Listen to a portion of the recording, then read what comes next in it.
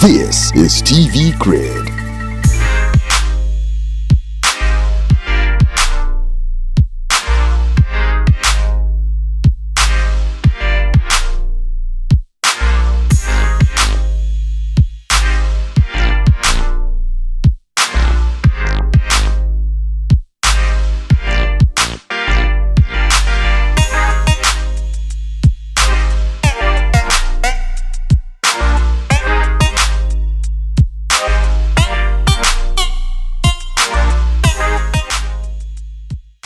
Reaching the appropriate medical service during a case of emergency can be a huge problem when you're faced with bad road networks, when there's a lack of appropriate means of transportation to reach your destination, and even when you have long distances to cover.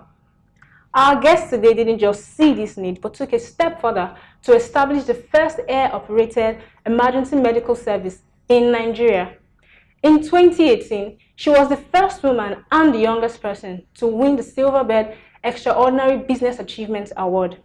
Without further ado, I introduce our special guest, Mrs. Olamide Orekunrin Brown. You're welcome to Creator Plus. Lovely to meet you. Lovely to meet you too. So seeing your brainchild, the Flying Doctors, become a global brand with international recognition, how's this been for you? How has this feeling been, the journey and everything? It feels like it's not enough. The state of healthcare in Nigeria is still quite poor. Not everybody has access to healthcare. Every single day we hear about attacks in Zamfara, in Kaduna, and I'll only really feel like I'm fulfilled or I've achieved something if everybody has access in Nigeria to timely emergency care. So we're still very much on a journey. Most Nigerians don't die because the help isn't available for them anywhere. They die simply because they're at the wrong place at the wrong time. And it's a waste of a life when there is care available somewhere, but they just can't get to the place in a timely fashion. The number of deaths from road traffic accidents in Nigeria is one of the highest in the world. So if you have a road traffic accident here in Nigeria, you're more likely to die than almost anywhere else on the planet. And this is just a failure of transportation because of some of the problems that you mentioned: road networks, long distances between hospitals, very few specialist doctors, sorry, very few specialist doctors, infrastructure issues, and these are all the issues that we're trying to solve with our air ambulance. I think one of the other issues is the cost of healthcare as well. Sort of poverty alleviates the need for healthcare. So people living in poverty need more healthcare, but it decreases their ability to pay for it. And one of the things that air ambulances do is they reduce the cost of healthcare, they reduce the healthcare burden. So imagine if the federal government had to build a specialist hospital in every single person's village, in every single town. They'd run out of money pretty quickly. But with an air ambulance, you can have far fewer hospitals as long as you invest in the right transport network, which is far cheaper than investing in hospitals. A good hospital, a very, very good American standard hospital, can cost up to $1 billion. Really? Our entire healthcare budget is $1 billion. So we're already we don't have the resources to build hospitals everywhere. And I think one of the major things that we need to do in the Nigerian healthcare system is work out how to do more with less, with fewer doctors, with less money, with fewer hospitals, but investing in the ability to get people to the right medical facility within the right time frame. And I always talk about using the Dangote method for healthcare. So Dangote only has 2 factories, but his cement gets to every single place, even outside Nigeria.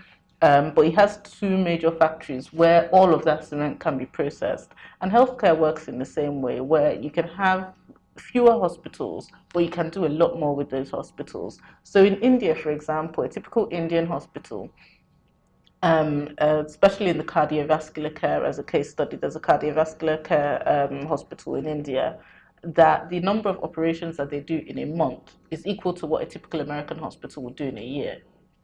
And it's because they have high volumes and they've been able to drive down the cost of each procedure and serve some of the poorest populations. So it's not only the number of people that they're able to treat, but it's the price. So the same procedure that will cost $90,000 in America costs less than $1,000 in India because they're able to make up for the money with the volumes that they're able to do. So I think that this is very important, and obviously in this change, air ambulances play a major role. Okay, so you've highlighted a lot of problems plaguing the Nigerian medical system. But what exactly prompted you to start this business? I've always wanted to do something a bit different, I guess. I wanted to work in Africa because I was born in England, I grew up in England, and I definitely wanted to work in Africa.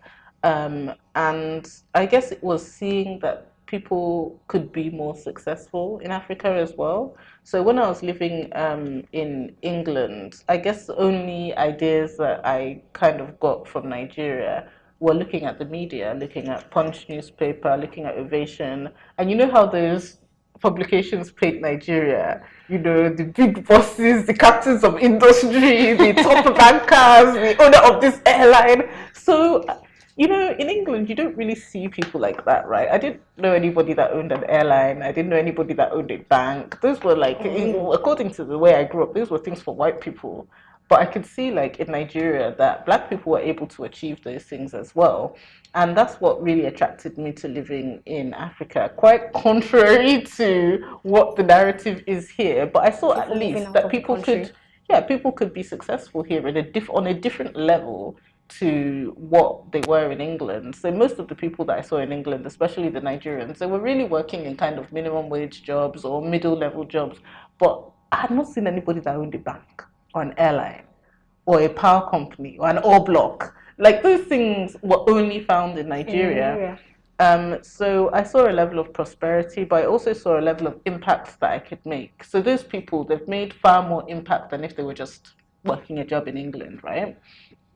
So I wanted a combination of building a business that could make a lot of impact, and that's why I went into the business. So it's so strange when I come here and everybody seems to want to move to England, yeah, because I felt like if I had really big dreams and I wanted to achieve something for myself, that was really big and impactful, then I didn't really feel like England was a place where I could get that done. And I felt like I could see so many examples in Nigeria already of people that could do it, whereas I hadn't seen those examples in England. Like I hadn't seen a Dangote, I hadn't seen a Tony Elumelu, I hadn't seen an Abdul Samad, I hadn't seen people, you know, really making impact, providing jobs, you know, taking on investments on that level. And that's something that I felt like I really wanted to be a part of. So you're changing the narrative now. You're saying Africa is a very fertile ground for entrepreneurs. Would I say fertile? I would say the level of opportunity for a certain type of person as it stands right now is just different. What you can achieve. I mean, it's not as if the people that are not moving to England, I'm sure some of the people working in Nigerians working in one institution in England, they could be intellectually as smart as Dangote, but they've just not seen the opportunities in Nigeria. Yeah, no, they've not seen the opportunity in England. So many of the people that emigrated to England, like with my parents' age, intellectually they might be just as smart as Dangote or Tony Elumelu, but the system has not provided them with the opportunity to turn that intellect into a business. Whereas in Nigeria, people come across these opportunities more frequently, that I would say, these big opportunities at least more frequently than I've ever seen in England before. Like I really don't know many millionaires, Nigerian millionaires in England, and I don't think there are any Nigerian billionaires in England, maybe one. But here you can see that, and that is a testament to the fact of there's different types of opportunity here. So you just mentioned something about the system not affording them the opportunity to be so successful, I mean, in Nigeria as it were in America. I mean, outside the country, I mean. Well, when I see somebody that has managed to build a business like Dangote in Germany or the UK, then I'll say, okay, there's the equal amount of opportunities. The system gives equal amount of opportunities, but I just haven't seen that. And maybe somebody knows of somebody, I don't know, that has. But I just don't, I still feel like Nigeria, there's so much unexplored market space. Like something as simple as cement, nobody was producing. No, the companies in England that have been producing that for the past 100 years, you can't compete with them. True. Something as simple as flour. Dangote could go into it and make billions of naira. In England, you can't eat flour. There are plenty of people, there are family businesses that have passed through 7 generations that are producing flour. It's not a space that you can go into anymore. People are doing power. The companies that do power in the UK, they've been around for a long time. In America, they're the ones that even invented the power in the first place. They invented electricity. You cannot go to their country and go and start a power company. They've been doing it for a long time. These companies are listed on the stock exchange. So I think here, there's so many infant industries. There's so many sort of uncontested market spaces. There are so many things that people hadn't thought of. Even if I wanted to start an air ambulance company in America, I'll be competing with people that started before I was born. I'll be competing with people that are already listed on the American Stock Exchange. There are about 3 air ambulances. As a few years ago, there are 3 air ambulance services already listed, already turning over $1 billion. Those would be my competitors in this same industry that I came and found nobody in Nigeria. So I think it's just more difficult. It's a more difficult market to start a business. So when did you return to Nigeria to start this business? Almost 10 years ago now. Wow. And when exactly did you start this business? So almost 10 years ago. So it was at the same time you returned? I returned you to start immediately? the business, yeah. Did you face any obstacles, any challenges? Did you make any sacrifices? With the Nigerian business climate, actually, and being a woman and starting something very new no one has ever done before, what were those challenges you faced, those sacrifices you had to make, those things you had to learn about the Nigerian business climate?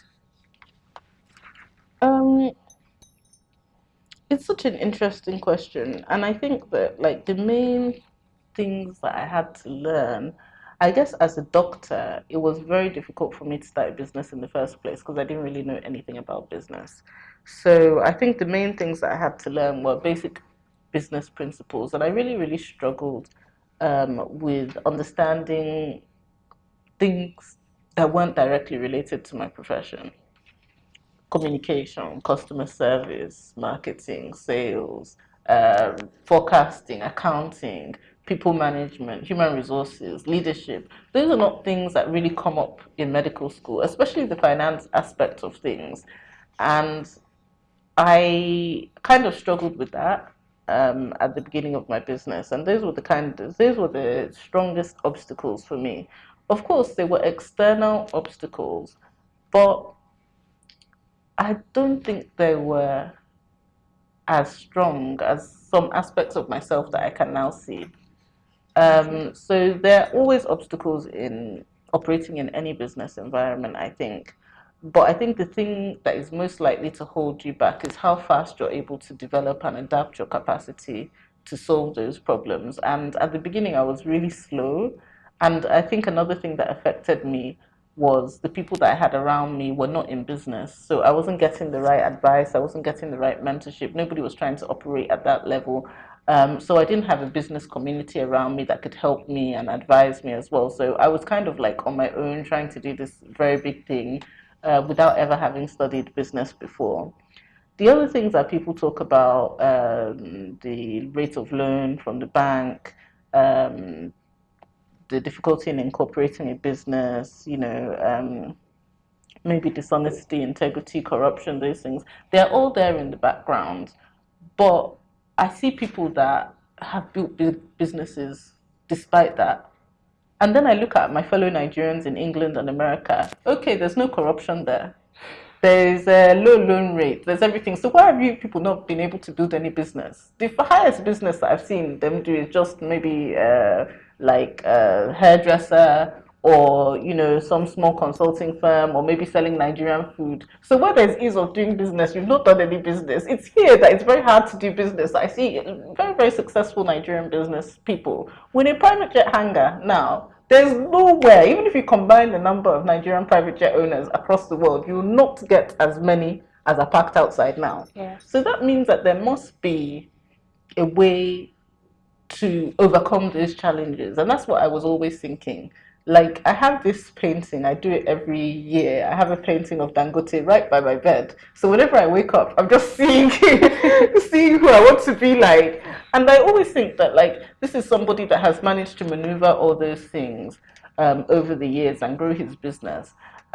So I'm always trying to concentrate on developing my own capacity and the capacity of my team to sort of overcome those external challenges. But it's really hard to grow and it's really hard to change yourself. And I keep on working on, evolving and becoming better at what I do. But picking up new habits or changing yourself, changing your personality is actually the most difficult thing you can ever try to do. And you have to be able to do that before you can change anybody else. In fact, the easiest one is the one that is within your control, that's yourself. But changing the system or changing other people is difficult. But first of all, you need to even be able to learn how to change yourself before you can go about changing any other system. So I think that that was the most difficult thing for me. But I think that I've learned different techniques. I've sort of just really, really worked on myself over the years. And I think right now I pick up habits more easily. I think my emotional intelligence has improved. I think my business skill has improved. Now, like, I'm a financial whiz. I can understand balance sheets. I can understand the language of business. So it's become easier as time has gone on. Oh, okay. But as a woman starting this kind of business, I'm specific about you being a woman and starting something that no one has ever done in Nigeria. What were the challenges you faced? I'm sure you had people that told you to let this business go, it won't work or something. Again, I try and see it practically. I think, like, Africa is a continent where there's still, I guess, a lot of beliefs about what women can and can't do. And there's still huge gap. There's still a huge gap between what women achieve and what men are able to achieve. In northern Nigeria, for example, I know that there's been a lot of advocacy over child marriage. And the reason why I think that's such an important issue is because a child that gets married at 13, 14, obviously probably isn't going to finish school. Yes. And if they don't finish school, then they don't get to go to university. So they're obviously disadvantaged compared to a man that is getting married at 25. And most of these girls, a 14-year-old can marry like a 60-something-year-old. So the initial education has been taken away. She started having kids already. Her time is spent doing those things. So it's going to be very, very difficult for her to either go back to school at some stage or start a business.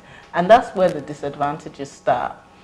And there's other issues. Like, the only people that, when we talk about women being more mature, a lot of men actually do admit that women are more mature. And that's why you can see, like, somebody of 65 marrying like an 18-year-old, because they say, she was mature for her age, women mature faster, etc. But they only talk about women's maturity when it comes to dating and when it comes to marriage. They never talk about, I'm mature enough to enter the Senate very early, or I'm mature enough to be CEO of a company very early, are mature enough to win an election very early. That's why they should be sponsoring women, because we mature very quickly. So I do think that the narrative around women in business, women in leadership really has to change. And I think that, there's a lot of wrong narratives. I think the maturity one is one. And then I think there's also like women tear each other down a lot, and that's why women can't progress. And I can remember somebody was saying this during the middle of the last election, that women tear each other down. That's why they can't progress. They're always fighting, they're always arguing, they're always gossiping about each other. I'm like, I'm not that involved in politics. But from what I can just see on the newspaper right now, it's full of, like, every man is like trying to plot, trying to find a way to tear the other one down, whether it's paying of thugs, whether it's taking of ballot boxes, they're all trying to, like, permutate against each other. Like, I think one of the reasons why you don't even see that many women in politics is there's this spectrum term called doing the needful, doing anything to win at any cost. I don't think women really have what it takes to do the needful if it means hurting somebody else. So I think that there's a lot of like faulty narratives around the way that women behave to each other, because obviously I have great groups of women in Professional Women's Network, for instance, in WIMBIS, that are fantastic and have been very, very supportive.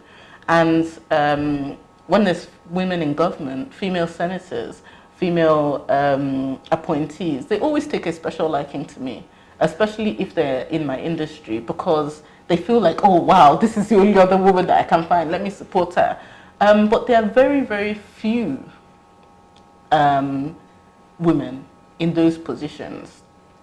And because women also take very different paths in life, it's very hard for women to gain power. So like my husband, every single one of his friends is working full-time now, whether in a consulting firm, whether in government, whether in one parastatal or the other, whether in one big company. So if he calls like 10 of his friends and says, oh, I want to run for this election, or I want to get on this board, then there are a huge group of people that are able to help him. Whereas if I call my 10 friends, it's not like they don't like me, but one is in UK having her 5th child, and she has not worked in like 6 years and probably has no money, and her husband, she's waiting for her husband. And it's not as if she's lazy, that's why she's in this position, but she's got to have children now. So she's taking some time off work to do that. She's not very well connected. She's not financially independent. There's another one that is working part-time and she's trying to take care of the kids, so she has taken time off work, or she's taking a different career path because she wants to have more time with her family. So by the time you look at your friendship group, the resources that you can get from them are always so low compared to what a man can galvanize. By the age of 40, when a guy wants to run for an election, or he wants to go for some position, or he wants to take a job, his social circle, his amount of social capital, his guy in EFCC, his guy in customs, his guy in SSS, his guy in this, all from his year, all from his circle, are so many. Police is there, even army might be there. You know, there are so many connections and things that he would have built over time. While most women have spent those 10 years doing things that are very important, because raising the family is very important. Taking care of the home is very, very important, and I won't diminish those activities in any way, but they've spent so much time on those activities that the things that can really take you forward in life, politically and economically, they're not those activities, unfortunately. So there's a disparity between what the resources that we can mobilize and the ones that men can mobilize, because they've been active during those times. The one full-time, even night meetings, they're there. That comes to Abuja that can change your life meeting, where you have to go and pick one kid from school, or you have to get home to cook or something. That comes to Abuja call. They can answer it and they can get there on time, whereas most women have other constraints and it's a bit more difficult.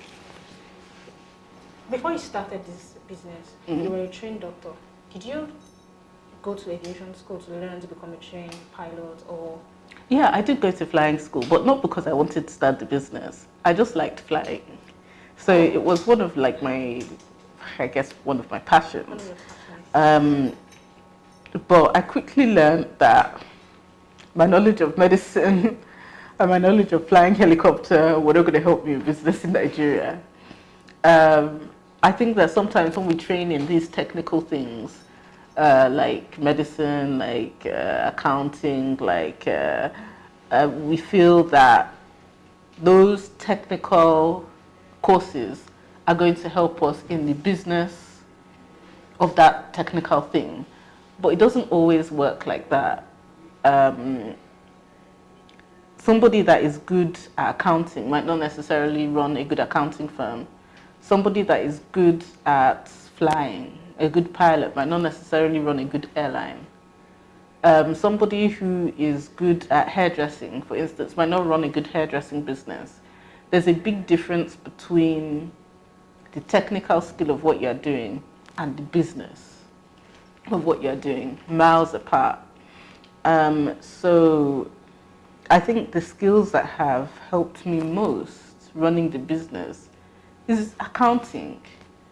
It's being able to like really talk to the bank and try and get my interest rates as good as possible, try and get my payback period as good as possible.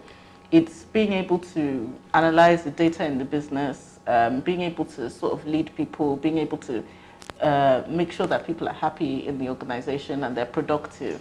And those are not really skills that they taught me in medical school. Those are things I had to learn over time. And I think sometimes the biggest mistake that somebody can make is thinking because they're a good engineer or they were a good engineer when they were working, that they'll run a good engineering firm or a good engineering business. The business is a totally different, separate set of skills that you have to start learning from scratch. The first time I went to apply for a loan, the banker was just looking at me. I did not know what the cash flow was. I could not produce certain statements. I could not produce certain documents. He's like, are you serious at all? I'm like, I'm a doctor. That this is the cardiology, this is the pharmacology. He's like, we don't talk that language. This is a bank. It's a financial institution. To give you loan, I need these pieces of paper. Your medical degree cannot suffice here. And if you don't have it, then I'll be irresponsible to give you a loan. So I had to start looking into all of those things and seeing the difference between the technical work, the cardiology, the physiology, the anatomy, the pharmacology, and what I was actually doing here, which is a business. Oh, okay. Now, flying doctors is a business, but I know in businesses, profits matter. But for doctors also, lives matter. Impact matters, also yeah. very much. Have you ever been in a situation where you had a patient who could not afford your medical services? How did you handle that case? So we did have a patient, and we've had several patients like that, and we run a CSR program actually that provides free transportation for certain patients that can't afford it. But our CSR program primarily focuses, I know people might find this a bit weird, but it focuses on women. It focuses on women's empowerment, women's education. And the reason why we've decided to focus there is because of some of the things that we discussed earlier. I think that when you're born in into certain families where maybe they decide to educate the son and they don't think it's worth educating the girl child, because they can actually get more money from bride price than anything that the child is going to bring home anyway. So a lot of them don't see that as financially viable. So we give scholarship opportunities to girls to advance their career. And then when they graduate, we also supported WIMBYs with their graduate training program. So those are the things that we do in terms of our non-profit activities and our CSR activities. It's primarily focused on women, but also focused on people that can't necessarily afford our service. But there's no way that we could financially be able to transport every single person in Nigeria that needs transport for free. So we also do a lot of advocacy about the importance of pre-hospital care and emergency care. So hopefully within time, there will be programs, government-led programs that help people with the cost of transport, and it's cheaper actually. Every time you hear a new super specialist hospital being launched somewhere, it would have probably actually been cheaper to start a transportation program and transport people to the most appropriate hospital, and then that also drives down the price, because a super specialist hospital in a remote area where they are only doing few operations, the prices are actually high. But when you've industrialized the process and you're doing so many operations at the same time, then the price comes down. And that's why India is so cheap, because they practice industrial medicine where they're doing so many cases per day that the price comes down per case. So in Nigeria lately, we've actually had a mass exodus of doctors out of the country. And there's a school of thought saying that this is okay, that we have excess and we are free to export. First of all, do you agree with the school of thought? It's my minister that said it. I'm definitely going to watch this. I won't go against what he said. Obviously, he's the Labour Minister and he has access maybe to more statistics than I'm privy to. But what I would say is that the doctor-to-patient ratio in Germany is 42 for every 10,000 people. In the UK, it's about 30 for every 10,000 people. In Nigeria, it's 4 for every 10,000 people. So our doctor-to-patient ratios are lower than most developed countries. In fact, probably every developed country and most of the developing countries as well. We have quite low doctor-to-patient ratios. And I guess the solution to that would be, again, to try and centralize medicine, to try and make sure that we make our doctors more productive than the doctors in the UK or the US. So there's a hospital in India that the number of procedures they're able to do, the doctors are able to do in a month, is equivalent to what an American hospital will do in a year. So obviously, because those doctors are more productive, because they have a system that allows them to be more productive, there's less waste, they're able to pay them something like what they would get in America. And that means that they can retain their doctors in the country by just practicing a different system of medicine. So I think that these are some of the ideas that we can look at, because we'll not be able to compete unless we're running a different system. The budget for healthcare in the UK is almost $200 billion. If you add up every transaction done in Nigeria in a day, that's called the gross domestic product, then it's about half of our GDP. Our healthcare budget in Nigeria at the federal level is $1 billion, and that has to cover 180 million people. The healthcare budget in the UK is almost $200 billion, and they only have 65 million citizens. That means that for us to get, it would take us 200 years of our budget, 2 lifetimes, to be able to get to what the UK spends in 1 year.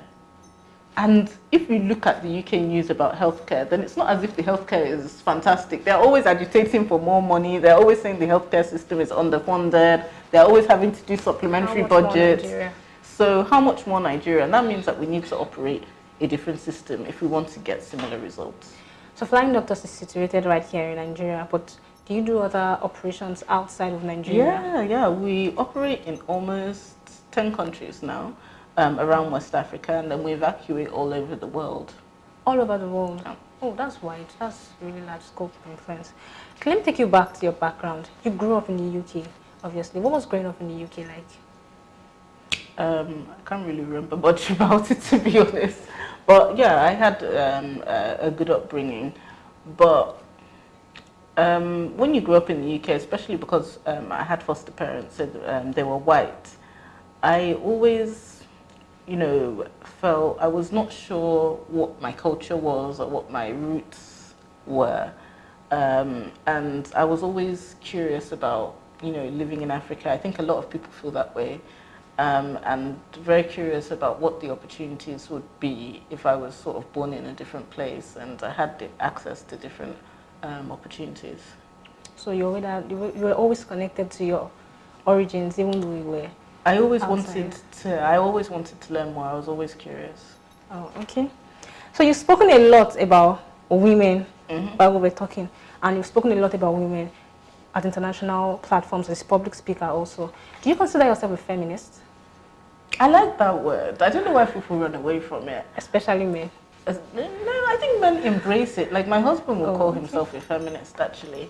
What I always used to explain to men in Nigeria is in the same way that, they want to be seen as equal to a white person. They don't want anybody to say that, we're bringing somebody to, if you have equal qualifications, you want the world to see you, you want to be able to be a proud African man.